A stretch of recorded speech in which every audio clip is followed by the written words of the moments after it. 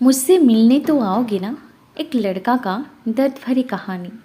मैं एक लड़की से बहुत प्यार करता हूँ। वो उसी कॉलेज की स्टूडेंट थी जहाँ मेरे पापा पढ़ाते थे। यूँ तो मैंने उसे कई बार देखा था, लेकिन एक बार वो मेरे सपनों में आकर कुछ ऐसी यादें दे गई कि आज भी मैं उसी सपने में जीना चाहता हूँ। लेकिन मैंने इस बात पर बिल्कुल ध्यान नहीं दिया, क्योंकि मुझे ये इश्क विश्क की बातें बड़ी ही अजीब लगती है। मैंने ये कभी नहीं सोचा कि आने वाले दिनों में मैं उसे इतना चाहूँगा कि मेरा दिल और दिमाग हर पल बस उसी की यादों में कैद रहेगा। कुछ दिनों बाद उसी कॉलेज का एक ग्रुप विजिट के लिए गया। मेरे कुछ दोस्त भी उसी क्लास में पढ़ते थे, जो मुझे भी साथ लेकर गए। पहले तो मैंने बहुत मना किया, लेकिन जैसे ही मुझे पता चला कि वो भी वहाँ आ रही है, तो मैं तुरंत तैयार हो गया। उन आने वाले दिनों में मेरी सारी ज़िंदगी बदल कर रख दी। हम दोनों पूरे टूर में साथ साथ रहे और बहुत मौज मस्ती भी की, जिसे वो आज भी नहीं भुला पाई है। उसके बाद मैंने उससे कई बार फ़ोन पर बात करने की कोशिश की। कुछ ही दिनों बाद वैलेंटाइन डे आया। मैं इस मौके को गंवाना नहीं चाहता था, क्योंकि मैंने अपने कई दोस्तों को तड़पते देखा है।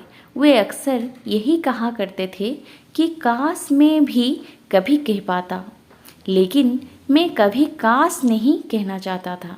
इसीलिए मैंने उससे अपने प्यार का इजहार कर दिया, लेकिन तब तक शायद बहुत देर हो चुकी थी। मुझे पता चला कि वो किसी और को चाहती थी और वो लड़का भी उससे बहुत प्यार करता था।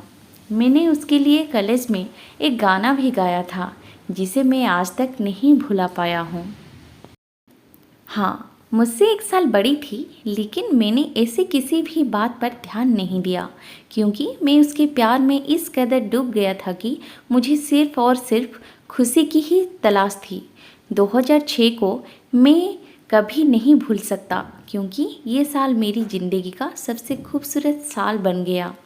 कई बार सोचता हूँ कि उसका मेरे सपनों में आना और मुझे इस तरह से देखना, उसका मुझे कुछ ना कहकर बहुत कुछ कह जाना, ये सब कुछ संजोग नहीं हो सकता। बात जनवरी 2005 की है। राज और मेरी मुलाकात बस में हुई थी।